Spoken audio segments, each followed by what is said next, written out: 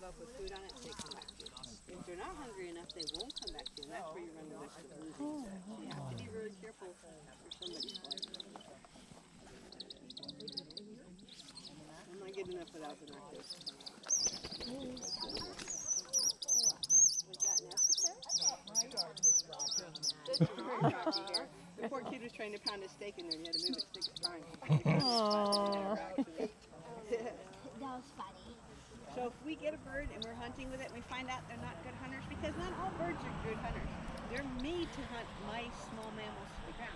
We want them to hunt rabbits and squirrels. That's a big prey for them. And if they are not good at it, it's not their fault. They just don't want to do that. But we don't want a bird like that. We want a bird that can hunt rabbits and squirrels. So if that first year they're not doing a good job hunting, what we do in the spring is we feed them up. When the weather breaks and it's nice out, we let them go. They revert right back to nature. Within a day, they forgot they even knew you or wanted you. So, you're talking over me. I don't know if it's good or bad. You know, I can't cut the toes in it. It's like, does it mean that she's complaining or she's letting? Wild bird. Yeah.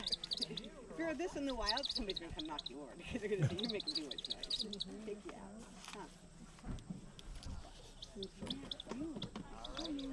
Now, if you look at her nose, it's called her cere. It's really yellow. See how orange her feet are? I can tell you she eats a lot of day-old chicks because it has the egg yolk in there. And just like if you feed a canary colors, it's gonna change the color of her cere and her feet. If she were to go back in the wild and eat wild things, the color would fade away. So you can tell when it's red animal too by the color of their feet. We feed them a lot of day-old chicks because they're really good for them as far as nutrition. The only thing they lack is vitamin D because day-old chicks never saw the light of day. So you kind of have to feed them a little bit of chicks like mice or something else to balance it out. But even though they've never eaten chicks in the wild, they work out good economically because to feed them is expensive. Oh, she's saying, no, don't get me. That's when you trap a bird and it's on the trap, that's what they do. You scoot right up, grab their feet, and you got them. Because they just go defensive. How do they feel or react when that is done? Well, she'll get right back on the perch now. When we trap them, they're babies. They're only, like, you think of their being born this time in the summertime. So, like, birds start mating in May. They have their babies in June. They're in the nest for about 40 days. From the time they're this big, in 40 days, they look just like their parent. And their parents going, go away, go away. It takes us like 18 years to get rid of our kids, and then they go to college and come back and live in our basement. So they, I know, she snuck up behind you and it made you angry. Get back up there. Are you done? Oh, wait a minute. Can you carry it? All right, ready? Come up. Now, come up. Up you come. Oh, it's going to be difficult.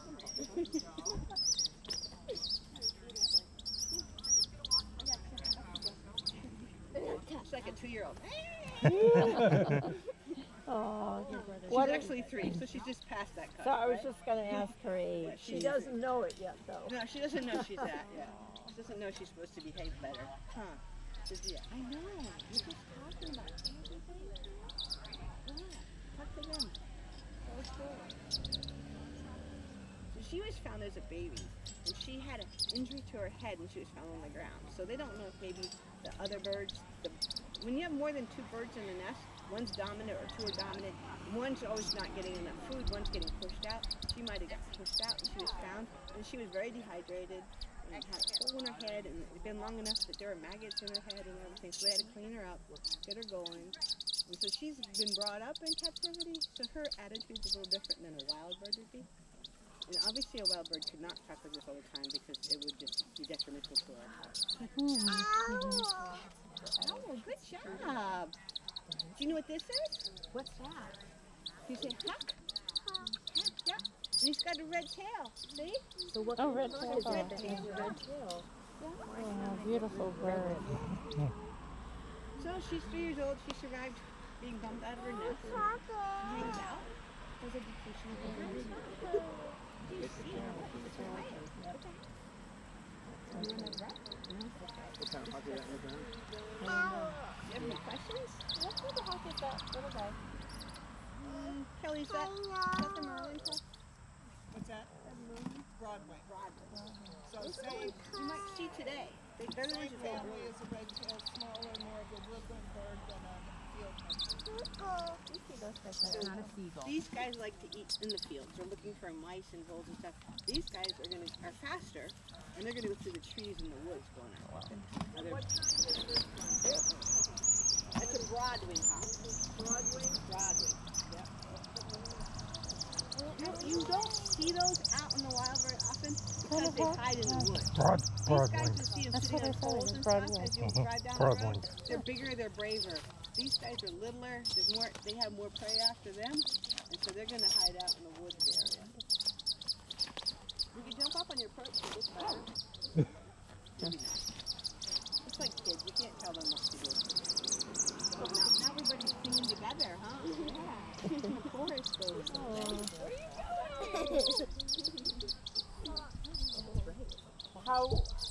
How would this one react if someone other than yourself were Handling them? I mean, nearby?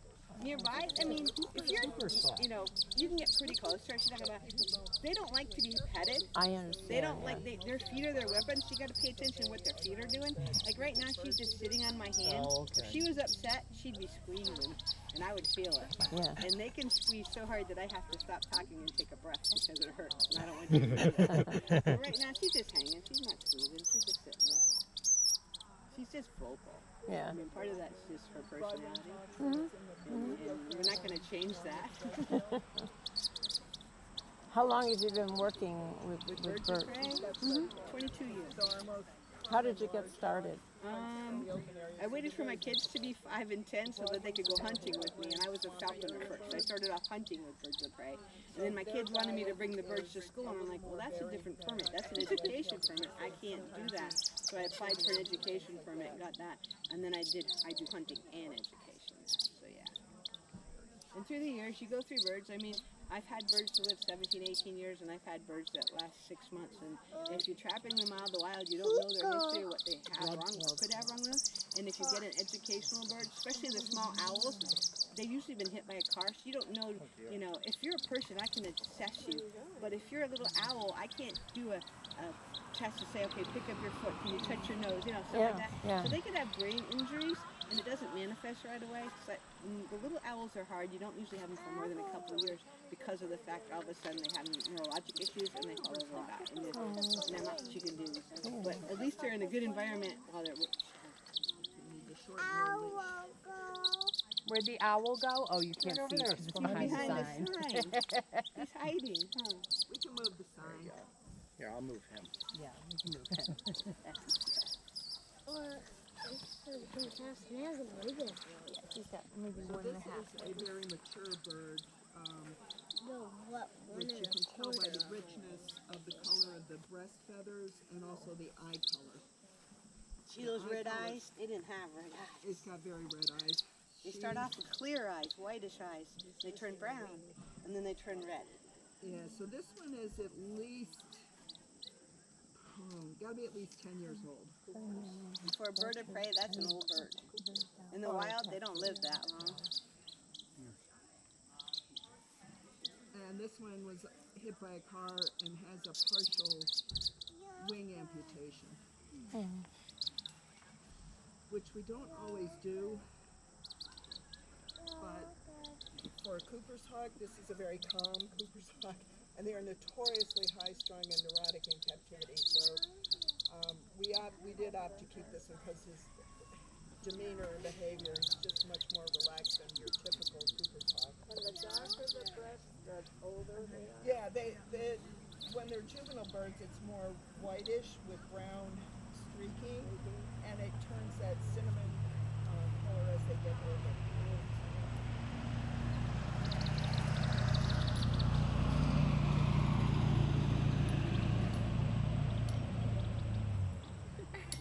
Sometimes you're just not in the mood.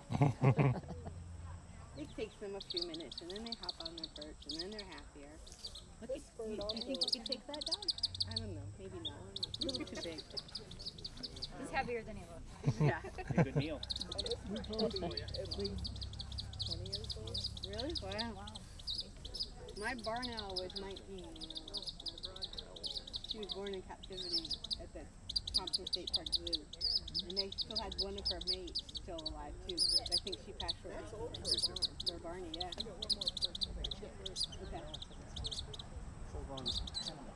If you live in the wild as a bird of prey, your lifespan is not that long because there's a pecking order to everything out there.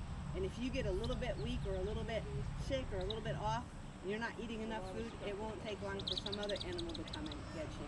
And there's bigger birds than the red-tails. There's goshawks, there's other birds.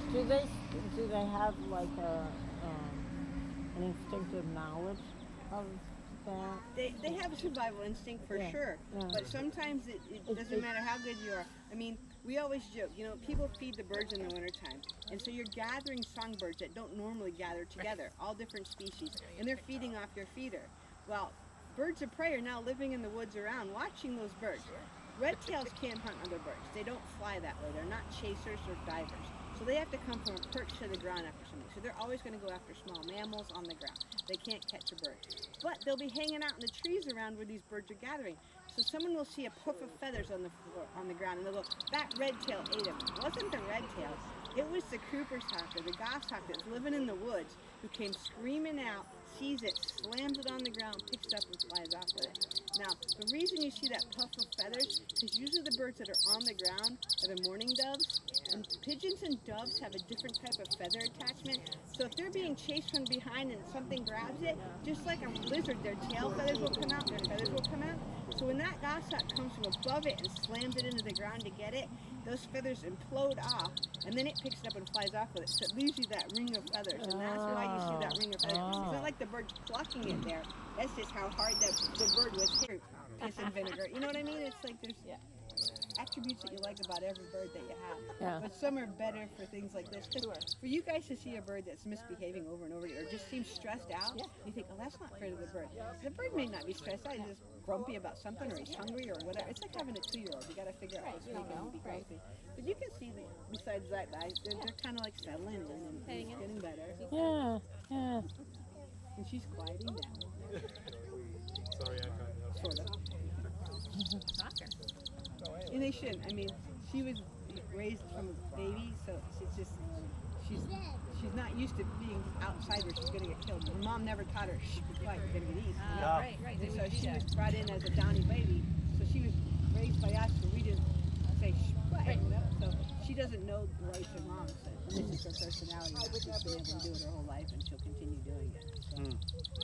How is it determined which birds are like tagged and kept track of? If they're able to be released, we'd rather release them. This bird was raised as a tiny baby, was imprinted, so there's no way we can put her back out. I mean, if you have a red-tailed female that will feed this baby when it comes in, then it's not imprinted, and you can release that one. But if you don't have the ability to do that, or it's too sick and you have to feed it, then it's going to become imprinted. They can't do it.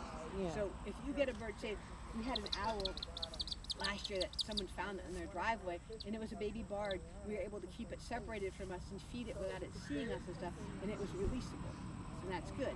But if it's so injured that you have to work with it and do stuff, it's going to imprint, and there's not much you can do.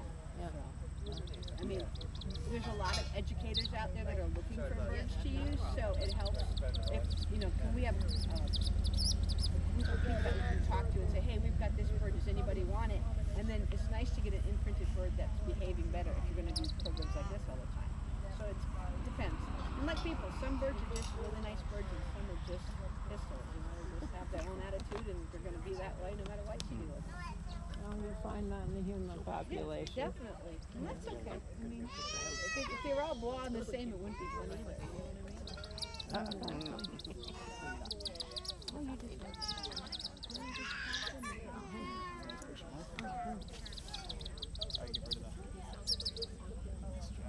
well, clouds are moving and I hope it Do you want to go stays see clear. the customer? Let's do. Yeah, Okay. Later.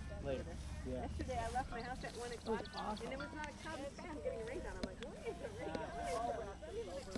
And then the next 5 hours was like,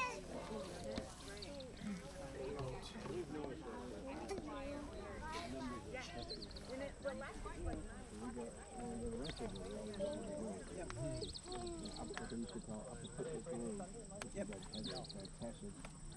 You're really at the peak.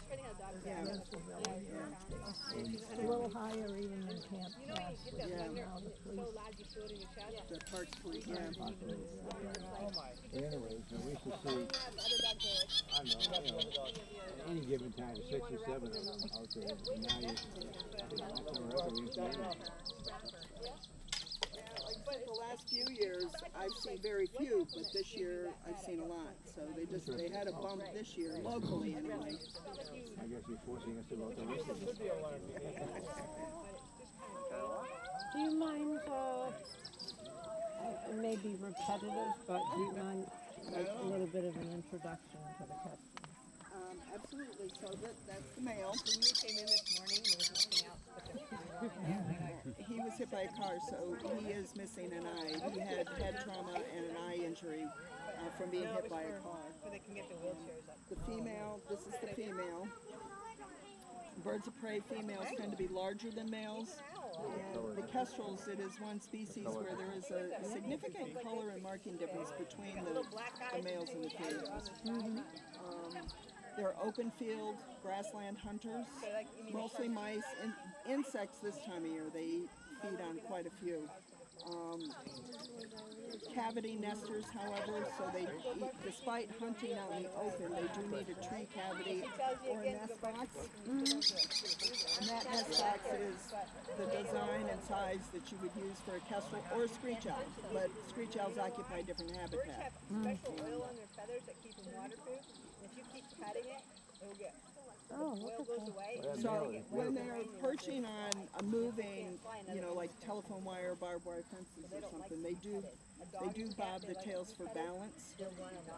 They also bob their heads, which is kind of adjusting their field of vision in terms of hunting. So if they're hunting high grasses, they're kind of going, the focus is going in and out while they're looking for their prey. Yeah.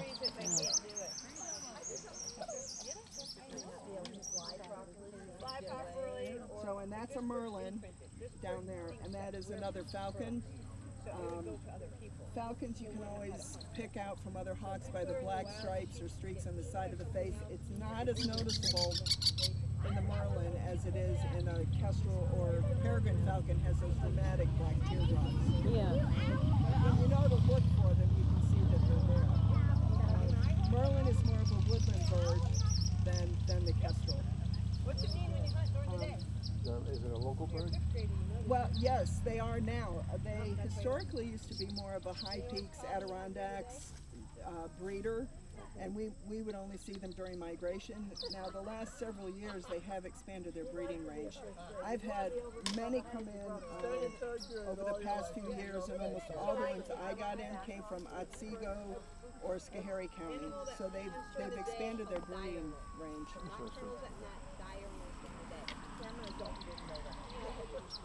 That's the whole joke of if you're smart in the fifth grade. After they've answered, we couldn't answer anyways, and we were adults, and we went through fifth grade. Yeah, both birds, male and female, are beautiful in their own right. I mean, the coloring here on the female is beautiful. They wanted me to pick her up. Okay.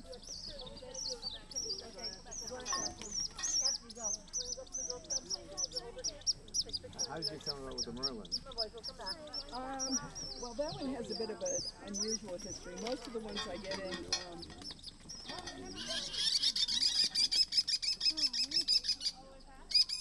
are car collisions or window strikes. Oh, come on. I thought we were done with this.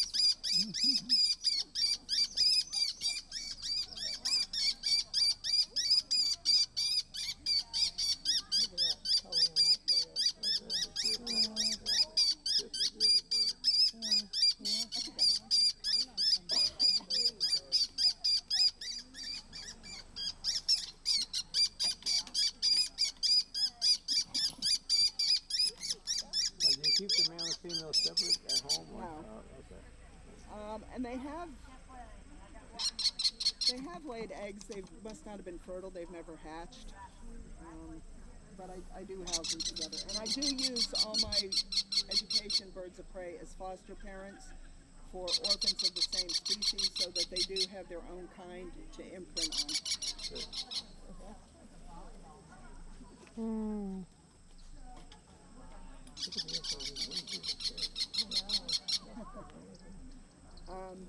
So this one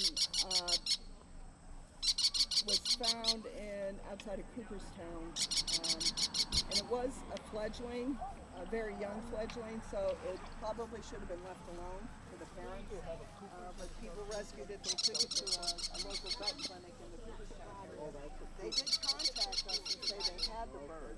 Rodrigues are the ones you keep today because they go early in the migration and they fly together, so it's called kennels. And what they do is they come to a place like this where they get the updraft, and all of a sudden you'll see one or two, then three or four, and they make like a tornado. About a month Several later, years back we had 89 they counted it. It's like the whole sky over there was black, and then poof, they all took off at the same time and disappeared. and I asked, did it have Sometimes you see any like 8, 10, 12 through here no. together. So You're when much I got lighter the than that bird, red tail. You're much easier to hold. I know. she just stood there looking at me. It's like, Now owls are different So because she's if been you a look, month they at have a vet feathers clinic all the way down to their people talons have because they don't migrate. telephones, Owls live where they're whatever. born, so they're always going to be here. They won't migrate. So they have a little different apertures than the other birds because the hawks know they're flying away. They don't need to keep their feet warm, so they don't have feathers on their feet. These guys do. Also, these guys see differently and hear differently. So a red tail can see 7 times better than we can a distance. So they can sit up in a tree and see anything on the ground for long distance. These guys, though they see 10 times better than we do at night, they don't hunt with their eyes at all. They hunt with their hearing. So they have one ear here and one ear down here. So they can triangulate or pinpoint sound. So the reason they can survive up here in the wintertime because they can hear that mouse going under 2 foot of snow and go down and grab it through the snow and grab it. Hawks can't do that because they can't hear them. If they can't see them, they can't get them. So most hawks, if they don't migrate from here, are not going to survive the winters we have up here. Because we just have too many storms that last 3 or 4 days. Most birds will lose 10% of their body weight every day that they don't eat. So if you have a bad snowstorm and they don't eat for 3 or 4 days, you're going to get too weak, and in the wintertime they just pass away. So they can't Now, is there some structure in owls' feathers that makes them, when they're flying, silent? What there is the front edge of every front edge of the feather is serrated like a knife. It's sliced up like this. Most feathers are smooth on the edge, and that smooth going through is just like an airplane wing, causes the air turbulence to go under, and it causes a sound. Right. When an airplane goes by, half of what you hear isn't the engines, it's the turbulence. If you're in a glider that has no propeller at all, you still have a lot of noise because it's cutting through. Because the front edge of their feathers are serrated like a knife, it's jagged like this, it goes through causing no turbulence whatsoever, so it passes through silently. So otherwise they would be disrupting their own hearing from their own wings, and they wouldn't hear what's going on the ground. So it's more about their own hearing, not other animals hearing them. Correct. But then again, if you're flying silently, the chance of a goshawk or a coop's coming down and getting you is less because they have to see you now. Right, right. That little bird's trying to get away. That little bird's being silly, isn't it? Yeah. That's a kestrel, and he's being silly. He's the littlest of the falcon birds. You can either hand them off to me or drop them off at one of our educational people and you're good to go. Now he looks pretty big, right? You think he'd be pretty? He's about 3/4 of a pound. I can stick my finger in about 2 inches on each side of his head, and it's just all feathers. So that helps keep them warm. The colder it is, the poofier they get because they're trying to hold more air. Like down feathers, when you put a down coat in, what you want is the air to get between the feathers and puff it out, gives you insulation. When these guys are cold, you see them get puffier and puffier. When it's a hot day, you'll see them put their wings out and just sit back and bring themselves really, really skinny. Now, if you look at these guys, they have feathers everywhere, even on their eyelids. Oh, you see something up there? Yep. So she saw it before we did. Did you see her look up like that? So she's aware of her environment. We stand here, like I can say to you, how many people are standing behind you right now? You don't know, but in the same token, you don't care because you feel safe in your environment. Right. These guys never feel safe, so they're always looking and watching. So when the bird looked over there, I said, oh, something's up there because the bird's concerned about it. I didn't even know. But they have feathers even on their eyelids. Show me check it. Even on their eyelids, they have feathers to keep their eyelids warm in the wintertime. And what's funny, in the summertime, they molt almost all their feathers out. Obviously, they can't lose them all at the same time. They'd be naked and they couldn't keep them warm. But when they start losing them, the downy feathers that are underneath are all little white feathers that keep them warm. They'll poof them out in like one day. So you have a really hot day like in May or June, you're going to their chambers and it's like a snow globe because all those little feathers are floating around because they've molted out. And now they have no insulation whatsoever, but they don't need it through the summer. Right. And then they come in with their new feathers. They need their new feathers before the winter time.